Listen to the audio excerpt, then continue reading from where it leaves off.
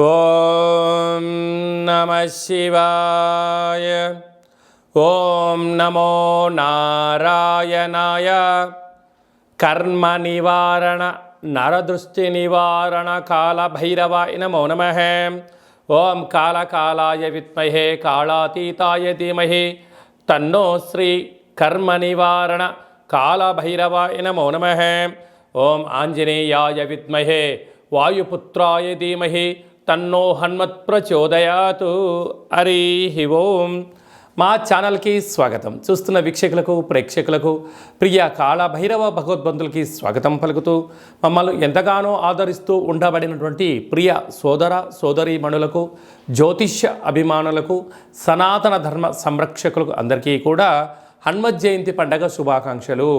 16/6/2024 నుండి 30/6/2024 వరకు పుట్టినటువంటి వారందరికీ కూడా ముందస్తుగా జన్మదిన శుభాకాంక్షలు. గతంలో వివాహం చేసుకున్న వారికి వివాహ వార్షికోత్సవ శుభాకాంక్షలు. 16/6 నుండి 30/6/24 వరకు ద్వాదశ రాశుల్లో గ్రహ గమనాన్ని ఒకసారి వీక్షింపచేద్దాం.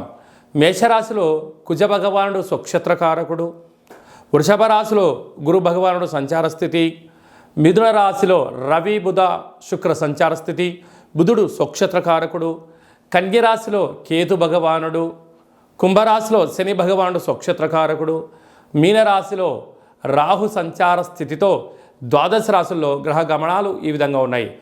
కన్యరాశి వారు జ్యేష్ఠమాస పూర్ణిమ బహుళాష్టమి సందర్భంగా, బుధాదిత్య రాజయోగ సందర్భంగా ఎలాంటి విధి విధానాలు పాటించాలో ఈ వీడియోలో సవివరంగా సంపూర్ణంగా తెలుసుకుందాం. కన్యరాశిలో ఏ నక్షత్రాలు వస్తాయిగా? ఉత్తరా నక్షత్రంలోని 2, 3, 4 పాదాలు, హస్తా నక్షత్రంలోని 4 పాదాలు, చిత్తా నక్షత్రంలోని 1, 2 పాదాలను కలిపితే కన్యరాశి అవ్వడం జరుగుతుంది. చాలామందికి పుట్టినటువంటి కాల సమయంలో డేటా బర్తులు లేనటువంటి ఏకైక కారణం చేత పేరు యొక్క మొదటి అక్షరాన్ని అనుసరిస్తూ ఆ రాశిని తెలుసుకునే ప్రయత్నం చేద్దాం. టో, పా, పి, పు, ష, అణ, ఠ, పే, పో అక్షరాల వారందరూ కూడా కన్యరాశి జాతకులే. కన్యరాశి యొక్క అధిపతి బుధ భగవానుడు.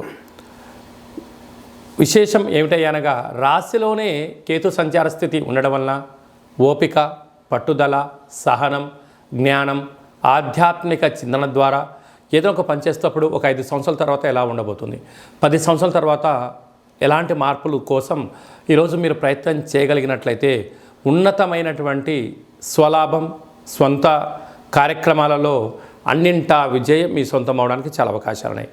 6వ స్థానంలో శని భగవానుడు స్వక్షత్రకంగా ఉండడం వలన దూర, వాయు, జల ప్రయాణాలు, పెట్టుబడులు, క్రయ విక్రయాలు అంతగా యోగదాయకం కాదు అని చెప్పి గమనించగలగాలి. సప్తమంలో రాహు సంచార స్థితి ఉండడం వలన ప్రేమికుల మధ్య 3 వ్యక్తుల యొక్క ప్రమేయం, భార్యాభర్తల మధ్య ఆటంకాలు, చిన్న చిన్న విషయాలకు తగాదాలు, అనారోగ్యం పొంచి ఉన్నది, తస్మాత్ జాగ్రత్త. అష్టమంలో కుజుడు సంచారం చేయడం వలన కుజదోష ప్రభావం కారణం వలన మీ జన్మ నక్షత్రం రోజున పూర్ణిమ, అష్టమి తిథి యందున దూర, వాయు, జల ప్రయాణాలు పెట్టుకోవద్దు. యంత్రాలతో, ఆయుధాలతో దయచేసి చెలగాట మాడవద్దు.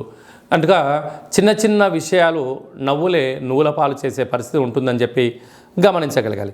భాగ్యస్థానంలో గురు సంచార స్థితి ఉండడం వలన గురువుల మాట, తల్లిదండ్రుల మాట, గృహంలో సకుటుంబ సపరివార సమేతమైన కొన్ని నిర్ణయాలు సమిష్టిగా తీసుకోవడం వలన విజయం మీ సొంతం అవుతుందని చెప్పి గమనించగలగాలి. అలాగనే రాజ్యస్థానంలో ఏడాది తర్వాత రవి భగవానుడు మిథున రాశిలో స్వక్షత్రకారకుడైనటువంటి బుధుడితో కలిసి ఉండడం, అక్కడే శుక్రుడితో కలిసి ఉండడం వలన వృత్తులలో, ఉద్యోగాల్లో, వ్యాపారాల్లో ప్రమోషన్స్ రావడం, ధనం చేతికి అందడం, విదేశాలకు వెళ్ళాలనే మీ ప్రయత్నం నెరవేరడం, బ్యాంకు లోన్లు, ప్రైవేట్ సెక్టార్లు, క్రయ విక్రయాలు అన్నింటా విజయం మీ సొంతం కాబోతుంది. కనుక ఇలాంటి కాల సమయంలో ఓపిక, పట్టుదల అవసరము. హోటల్ వ్యాపారాలు, చేతి వృత్తులు, మార్కెటింగ్ రంగంలో ఉండేవారు, గృహ భవన నిర్మాణ కార్యక్రమం చేసేటువంటి వారు, వ్యవసాయ సోదరీమణులకు చాలా మంచి కాలం ఉంటుంది. కనుక ఓపిక అవసరం, మౌనం అవసరం, ధ్యానం అవసరం. వీరందరూ గొడవలకు దూరంగా ఉండే ప్రయత్నం చేయండి. అన్నింటా విజయం మీ సొంతం అవుతుంది.